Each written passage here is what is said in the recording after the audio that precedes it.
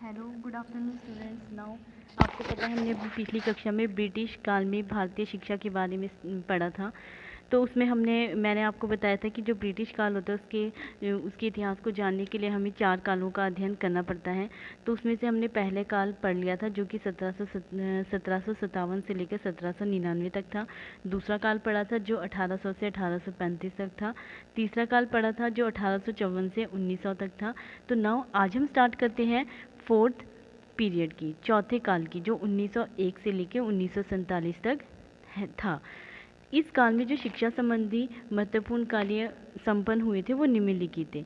तो पहला था लॉर्ड कर्जन की शिक्षा नीति। सन 1885 में भारतीय राष्ट्रीय कांग्रेस की स्थापना के साथ देश में राष्ट्रीय जागरण की भावना भी तीव्र गति से पैदा हो रही थी। लोग अंग्रेजी शासन के विरुद्ध ही नहीं थे, तत्कालीन शिक्षा पद्धति के लिए भी विरोधी थे, राष्ट्रीय शिक्षा की मांग कर रहे थे। तभी जनवरी 1899 में लॉर्ड कर्जन भारत का वायसराय बनकर आया। वह एक महान विद्वान, कुशल राजनीतिज्ञ और एक कर्तव्यपूर्ण व्यक्ति था।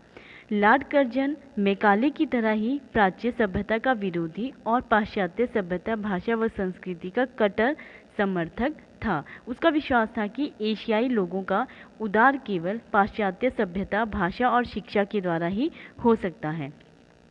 भारतीय शिक्षा में सुधार करने के लिए शिमला में एक सम्मेलन आयोजित हुआ।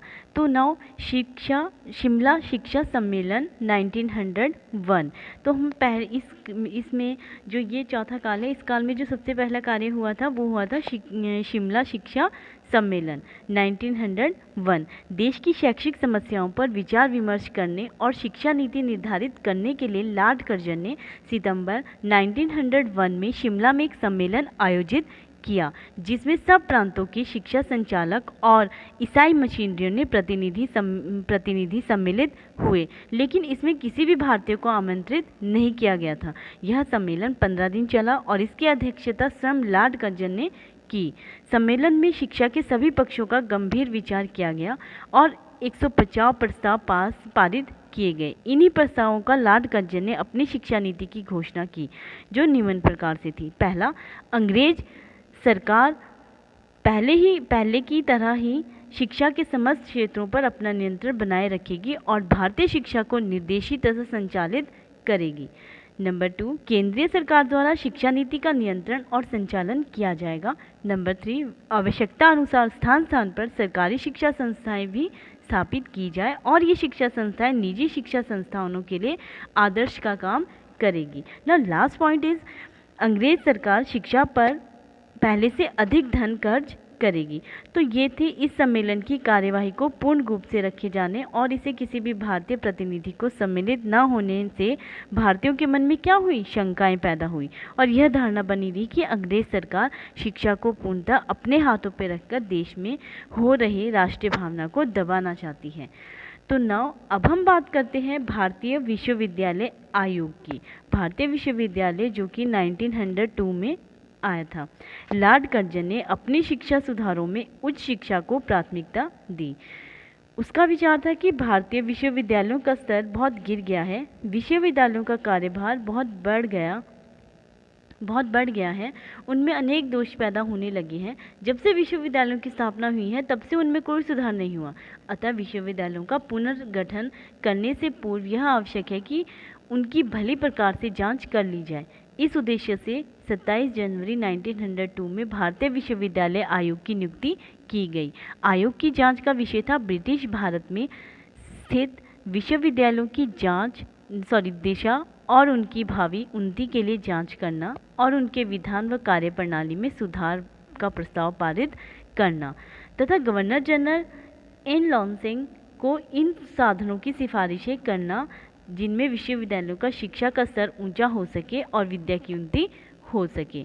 उसके बाद क्या हुआ, आयोग ने ब्रिटिश भारत के सभी विश्वविद्यालयों की सूक्ष्म छानबीन करने के बाद 6 महीने पश्चात क्या किया, अपना प्रतिवेदन प्रस्तुत किया और उनके लिए मुख्य सिफारिशें निम्नलिखित रखी। नंबर 1, सीनेट और सिंडिकेट का पुनर्गठन किया जाए।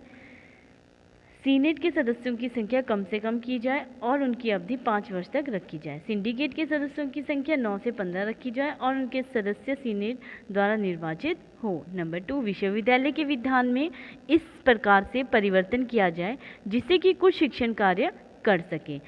नेक्स्ट है, कॉलेजों को संबद्धता प्रदान करने के नियमों को पहले की अपेक्षा कठोर बनाया जाए। नेक्स्ट है, पाठ्यक्रम तथा परीक्षा प्रणाली में क्रांतिकारी परिवर्तन लाया जाए। नेक्स्ट है, सभी विश्वविद्यालयों की सीमाएं सुनिश्चित की जाए।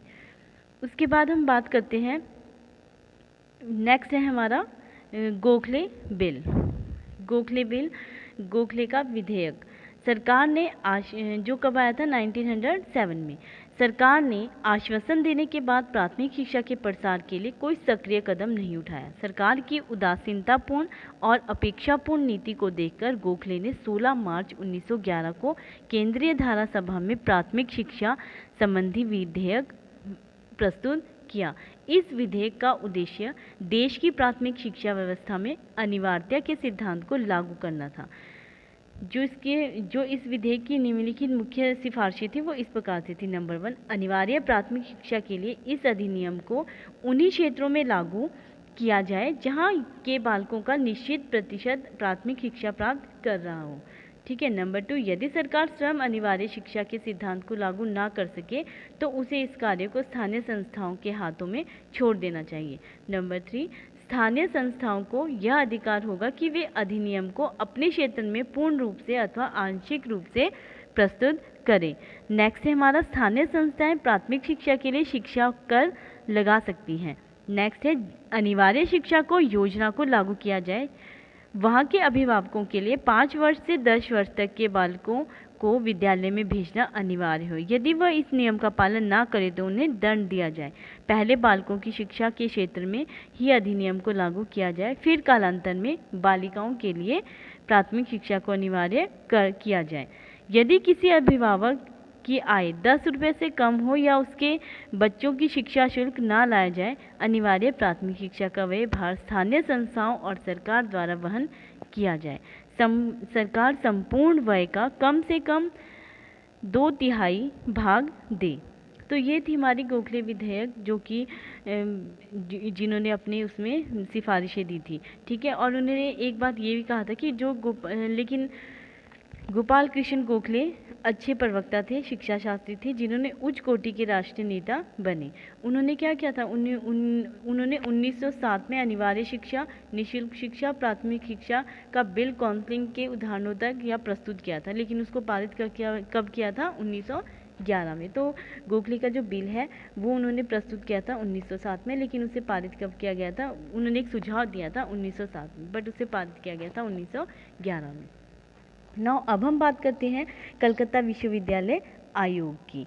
कलकत्ता विश्वविद्यालय आयोग जो कि जिसको और दूसरा नाम क्या है, सैडलर कमीशन। सैडलर कमीशन के नाम से भी जाना जाता है। ये कब आया था, 1917 में। सैडलर कमीशन या कलकत्ता विश्वविद्यालय आयोग ब्रिटिश सरकार ने लंदन विश्वविद्यालय में सुधार करने के लिए 1910 में लॉर्ड हेल्डन की अध्यक्षता में एक आयोग नियुक्त किया था। इसका अनुकरण करके भारत ने भी भारतीय विश्वविद्यालयों में सुधार करने के लिए एक आयोग नियुक्त करने का विचार किया, लेकिन तभी प्रथम महायुद्ध छिड़ गया और सरकार यह विचार क्रियात्मक रूप से न कर सकी।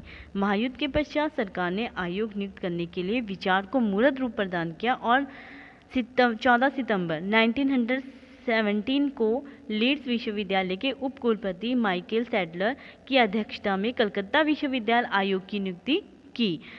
आयोग के अध्यक्ष सैडलर थे, इसलिए इस आयोग को सैडलर आयोग के नाम से पुकारा जाता है।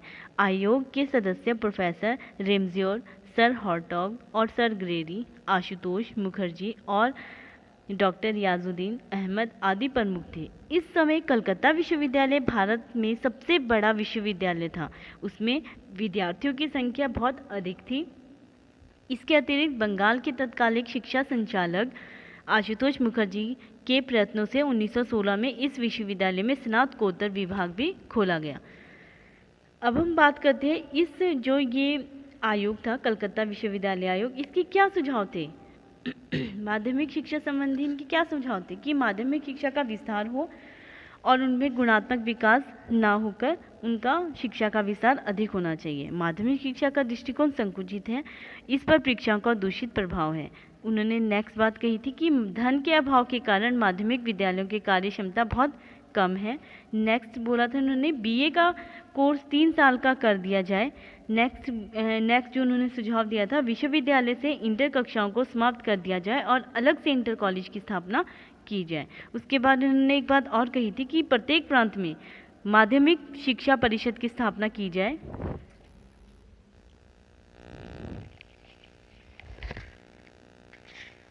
माध्यमिक शिक्षा की स्थापना की जाए। उसके बाद बात करते हैं हम इसके अन्य सुझाव। जो कलकत्ता विश्वविद्यालय थे, उन्होंने ये कहा था कि कलकत्ता नगर के कॉलेजों को इस प्रकार संगठित किया जाए कि वे क्या करें, कि वे एक शिक्षण विद्यालय का रूप ले सके। ढाका में शीघ्र ही एक सवास शिक्षण विद्यालय की स्थापना की जाए। नाउ उसके बाद हम बात करते हैं हॉरटॉग समिति की। हॉरटॉग समिति ब्रिटिश सरकार ने भारत की राजनीतिक, सामाजिक और आर्थिक दिशाओं की जांच करने के लिए 8 नवंबर कब की थी? 8 नवंबर 1927 को सर जॉन साइमन की अध्यक्षता में एक कमीशन नियुक्त किया था तथा उत्पन्न अन्य परिस्थितियों की जांच के साथ साथ भारतीय शिक्षा की दिशा में भी जांच करना था। कमीशन ने भारतीय शिक्षा की दिशा की जांच करने के लिए एक सहायक समिति सर फिलिप हॉरटॉग की अध्यक्षता में गठित की, इसलिए इस समिति को नाम हॉरटॉग कमेटी दिया गया। सर फिलिप हॉरटॉग कलकत्ता विश्वविद्यालय आयुक्त 1917 से 1919 के सदस्य के रूप में कार्य कर चुके थे और ढाका विश्वविद्यालय के कुलपति रह चुके थे। हॉरटॉग समिति ने जो सुझाव दिए थे, वो सबसे पहला सुझाव क्या दिया था? उन्होंने किसके ऊपर दिया था? प्राथमिक शिक्षा संबंधी सुझाव दिए थे। हॉरटॉग समिति ने कहा था कि 1882 से लेकर के 1927 की अवधि में अनिवार्य शिक्षा के विकास की गति बहुत धीमी रही है। इसका प्रमुख कारण यह था कि प्राथमिक शिक्षा की उपेक्षा की गई और उच्च शिक्षा के ऊपर अधिक ध्यान दिया गया। समिति के प्राथमिक शिक्षा की उपेक्षा और धीमी प्रगति के निम्नलिखित कारण थे। पहला कारण था ग्रामीण जनता का निर्धन और अशिक्षित होना। दूसरा था आवागमन के साधनों की कमी का होना। तीसरा था ऋतु संबंधी बीमारियों के प्रकोप का होना। बालकों का कृषि कार्य में लग जाना, बालिकाओं का गृह कार्यों में लग जाना, ग्रामीणों का रूढ़िवादी तथा अंधविश्वासी होना आदि। ये सभी कारण थे जिससे कि प्राथमिक शिक्षा थी वो जो उसकी प्रगति थी वो बहुत ज़्यादा धीमी हो रही थी। उसके बाद हम बात करते हैं अगले उसकी एबॉट वुड की। एबॉट वुड क्या है? केंद्रीय शिक्षा सलाहकार बोर्ड की सिफारिश के आधार पर भारत सरकार द्वारा 1936 में एबॉट बोर्ड समिति की नियुक्ति की गई थी। एबॉट इंग्लैंड के तकनीकी स्कूलों के प्रमुख निदेशक थे और एसएच आयोग की नियुक्ति की गई थी। इन दोनों विशेषज्ञों ने अपनी रिपोर्ट 1937 में प्रस्तुत की। एबॉट वुड रिपोर्ट कहा जाता है। इस रिपोर्ट के 2 भाग थे। पहला भाग था एबॉट द्वारा व्यावसायिक और औद्योगिक शिक्षा पर दी गई रिपोर्ट। दूसरा था वुड द्वारा सामान्य शिक्षा पर दी गई रिपोर्ट। जो इसका पहला पॉइंट है व्यावसायिक शिक्षा संबंधी सिफारिशें, जो एबॉट ने व्यावसायिक शिक्षा और औद्योगिक शिक्षा में सुझाव दिए उनसे संबंधित। पहला सुझाव क्या दिया था इन्होंने? व्यावसायिक शिक्षा को भी उतना ही महत्व दिया जाए जितना सामान्य शिक्षा को दिया जाता था। प्रत्येक प्रांत व्यावसायिक शिक्षा का प्रबंधन वहाँ के उद्योग, व्यापार और परिस्थितियों को ध्यान में रखकर करे। प्रत्येक प्रांत में व्यावसायिक शिक्षा परामर्शदात्री समिति का गठन किया जाए। स्थान स्थान में पॉलिटेक्निकल स्कूलों की स्थापना की जाए। जो व्यक्ति कुटीर उद्योग धंधों में कार्यरत हो उनको उचित प्रकार से व्यावसायिक और व्यापारिक प्रशिक्षण दिया जाए। विभिन्न व्यवसायों में कार्यरत व्यक्तियों की शिक्षा के लिए अंशकालिक व्यावसायिक स्कूल स्थापित किए जाएं। माध्यमिक स्तर पर व्यावसायिक पाठ्यक्रम लागू किए जाएं। उसके बाद बात करते हैं हम वुड ने सामान्य शिक्षा से संबंधित जो सिफारिशें दी वो कौन सी थी? नंबर 1, प्राथमिक विद्यालयों में प्रशिक्षित शिक्षकों की व्यवस्था की जाए और इसके लिए अधिक से अधिक प्रशिक्षण केंद्र स्थापित किए जाएं। उसके बाद नेक्स्ट है हमारा प्राथमिक शिक्षा बालकों में स्वाभाविक रुचि और क्रियाकलापों के आधार पर दी जाए, पुस्तकों के आधार पर नहीं। बालिकाओं की शिक्षा पर विशेष ध्यान दिया जाए। हाई स्कूल तक शिक्षा का माध्यम मातृभाषा हो, मातृभाषा को ही रखा जाए। और नेक्स्ट इज ग्रामीण मिडिल स्कूलों में पाठ्यक्रम का प्रत्यक्ष संबंध ग्रामीण आवश्यकताओं और वातावरण से संबंधित किया जाए। अगर हम बात करते हैं कि क्रिटिकल एबेट वुड रिपोर्ट का क्या मूल्यांकन है, उसके क्या गुण थे और क्या उसके दोष थे। उसका गुण क्या था कि वो व्यावसायिक शिक्षा को सामान्य शिक्षा से अलग करना चाहता था, भिन्न भिन्न प्रकार के व्यावसायिक विद्यालयों की स्थापना करना चाहता था, भिन्न भिन्न प्रकार के व्यावसायिक पाठ्यक्रमों का निर्माण करना चाहता था, प्राथमिक शिक्षा के पाठ्यक्रम में परिवर्तन करना चाहते थे, हस्तकला को प्राथमिकता देता था, बालिकाओं की शिक्षाओं पर जोर देता था। और उसका दोष क्या थे? सिद्धांत रूप से यह माना जाता है कि व्यावसायिक विद्यालय सामान्य विद्यालयों से अलग होने चाहिए और व्यवहारिक रूप में ग्रामीण क्षेत्र के विद्यालयों में कृषि की शिक्षा अनिवार्य बनाना। दूसरा था व्यावसायिक शिक्षा के संदर्भ में दी गई सिफारिशें विरोधाभास कहलाती हैं। 3 वर्षीय प्रशिक्षण की संस्तुतियाँ उचित नहीं मानी गई थी। ये था हमारा एबेट वुड रिपोर्ट। अब हम अंतिम बात करते हैं सार्जेंट योजना की। सार्जेंट योजना जो कि कब आई थी? 1954 में। द्वितीय विश्व युद्ध की समाप्ति पर भारत में ब्रिटिश सरकार का ध्यान देश की शिक्षा की ओर गया। इस समय सभी युद्धग्रस्त देशों में पुनर्निर्माण की योजनाएं बन रही थी। इंग्लैंड में शिक्षा के युद्धोत्तर पुनर्निर्माण का विकास के लिए बटल योजना बनी। अतः सन 1944 में भारत सरकार ने भी केंद्रीय शिक्षा सलाह बोर्ड को यह कार्य सौंपा कि वह युद्ध के पश्चात की देश की शैक्षणिक परिस्थितियों का अध्ययन करके शिक्षा के विकास के लिए क्या करे? शिक्षा के विकास के लिए उपयुक्त योजना करे। उस योजना को सर जॉन भारत सरकार के शिक्षा सलाहकार थे। बोर्ड ने उन्हीं के नेतृत्व में भारत के युद्धोत्तर शिक्षा विकास के लिए एक योजना बनाई और अपनी रिपोर्ट वायसराय की कार्यप्रणाली की पुनर्निर्माण समिति के समक्ष 1944 में प्रस्तुत की।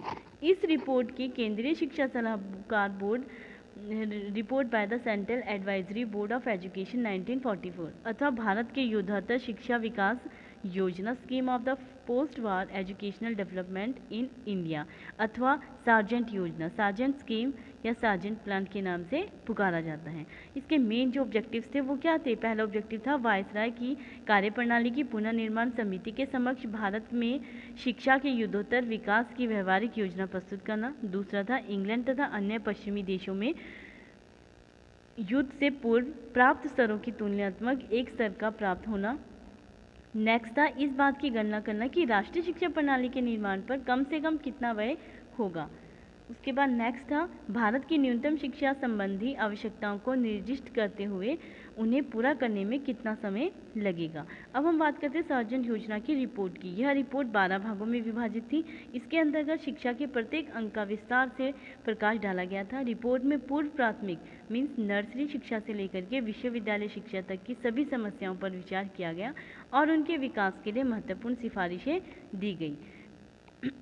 अतः भारतीय शिक्षा के इतिहास में सार्जेंट योजना का राष्ट्रीय शिक्षा प्रणाली के निर्माण की दृष्टि से अत्यधिक महत्व है। योजना के निर्माताओं का विचार था कि रिपोर्ट में दी हुई सभी सिफारिशें कार्यान्वित करने में 40 वर्ष का समय लगेगा और युद्ध से प्रमापों के अनुसार 313 करोड़ रुपए वार्षिक होंगे। सार्जेंट योजना की जो सिफारिशें थी वो क्या थी? नंबर 1, किसी देश की राष्ट्रीय शिक्षा योजना में शिशुओं को शिक्षा का बहुत अधिक महत्व देना। 3 से 6 वर्ष की आयु के कम से कम 10 लाख बच्चों के लिए नर्सरी स्कूल की व्यवस्था की जाए। फिर उसके बाद था 6 से 14 वर्ष के सब बालकों बालिकाओं के लिए अनिवार्य व निःशुल्क शिक्षा की व्यवस्था की जाए। नेक्स्ट अब बोर्ड ने बेसिक शिक्षा के मूल सिद्धांतों का समर्थन करते हुए इस बात को भी स्वीकार किया गया कि शिक्षा का आधार कोई आधारभूत हस्तक्षेप न होना चाहिए। नेक्स्ट है हाई स्कूल का पाठ्यक्रम 6 वर्ष का अर्थात 11 वर्ष की आयु से लेकर के 17 वर्ष की आयु तक रखा गया। उसके बाद था विश्वविद्यालय शिक्षा समाज की व्यवहारिक आवश्यकताओं की पूर्ति नहीं करता है। अध्यापकों तथा विद्यार्थियों के बीच संपर्क का अभाव रहता है। विश्वविद्यालय में स्नातकोत्तर शिक्षा तथा अनुसंधान कार्यों के स्तर को ऊंचा उठाया जाए।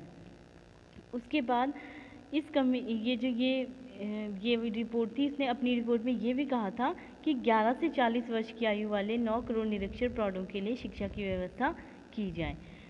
और ये भी कहा था कि लगभग 20 लाख प्रशिक्षित उप स्नातक तथा 2 लाख प्रशिक्षित स्नातक अध्यापकों की आवश्यकता होगी। इतनी बड़ी संख्या में प्रशिक्षित अध्यापकों की आवश्यकता को पूरा करने के लिए विभिन्न स्तर के प्रशिक्षण विद्यालय समुचित किए जाएं। ये थे हमारा 4th period of British period. धन्यवाद।